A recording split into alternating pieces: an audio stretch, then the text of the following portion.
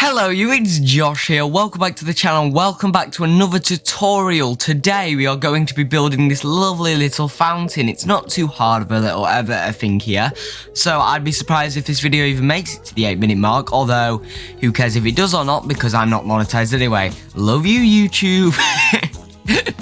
Anyway, yeah, it's quite simple. It's just a little 3x3 fountain. Very easy, very simple. Literally anyone can do this, I'm pretty sure.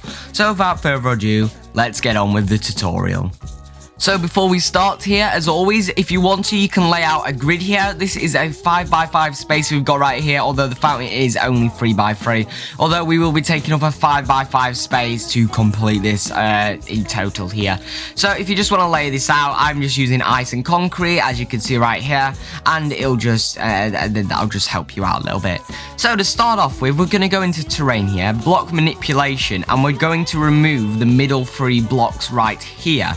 And we're going to paint these bottom 3 blocks concrete like this. Then what we're going to do is get your path of choice. So in this case, I'm using a pebble path. So the material is pebble, and then I've got concrete at the sides, and then they're both just grey like that. And now something that you need to do is, it'll come like this with the curb, but you need to turn your curb off or this will look strange. Of course, you can surround this with paths that have curbs. So say this is the edge of the path here. Feel free to do something like this. That won't matter. Just you can't have them in this 5x5 space. They have to have the curbs off. So speaking of that, let's cover this all here like this. So now we should be having something that looks a little bit like this. Fairly simple, right? So yeah, there we go. We've got all our paths in now. So next what we're going to do is we're going to get a bench. I'm using these benches with these 2 colours, as you can see right there and right there. Obviously change these to whichever colour you want, but these are the colours that I'm using. So I'm just going to place 1 on each corner here. You could also exchange these for like lights or bins or stuff like that. It's completely up to you, obviously. Depends on what you want to have in this area, and you probably will need to have some bins or, you know, chuck rubbish around. But of course, that's up to you.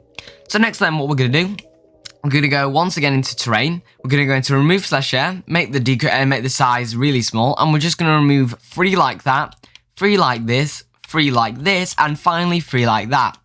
So now we'll have these all carved out here. You don't have to remove these corner ones, don't worry about that. Next then, we're going to go into scenery, primitives, this square box one right here, they're literally the first one, and we're just going to colour it the same colour as our path. Obviously my path is pebble and grey, so I'm going to set it as this, but it's completely up to whichever path you want. It should just look like this, and it should just match in with your normal path. So we're just going to place them here like this, under here like this, and then under here like this, and then finally like this. So just filling in all that space that we've just removed, which will give us a little space like this. Now if you want a square fountain, you can skip this next step, but I'm going to have mine slightly curved. So if you want a square fountain like this, ignore this next step, but you know, it's up to you. So next then what we're going to do is we're going to go all the way across to primitives until we find this one. It's like kind of like the inside of a curve here. We're going to colour it the colour of our path, of course. Then we're going to go into item snapping. We're going to go down here and change the vertical to no snapping.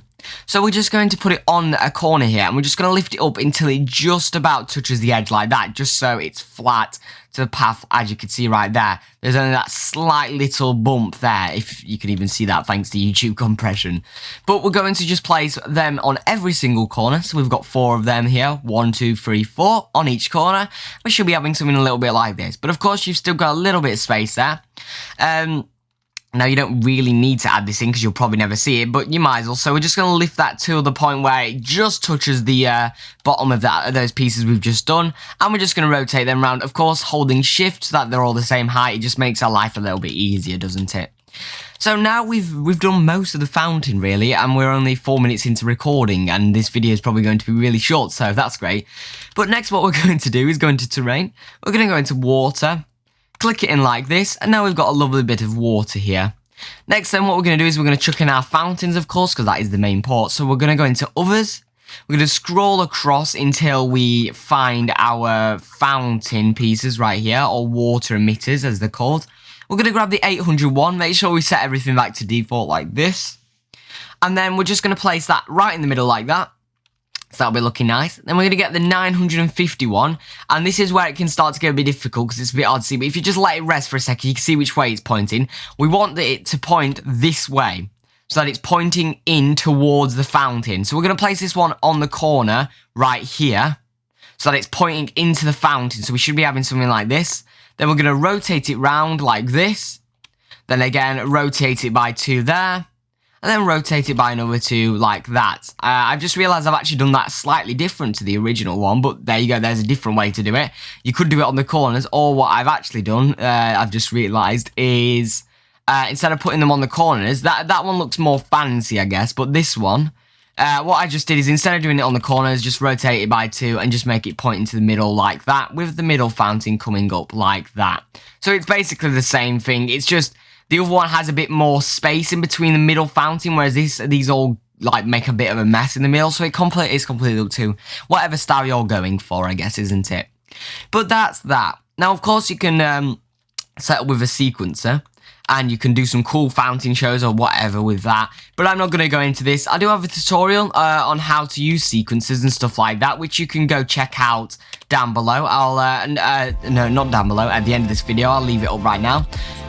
It'll pop up in just a second, but except from that, guys, that's it for this tutorial. Very, very simple tutorial, but regardless of that, I hope you have enjoyed. If you have, please do leave a like, subscribe, check out my links down below, like Discord, my other channels. But except from that, guys, check out the things up on the screen, and goodbye.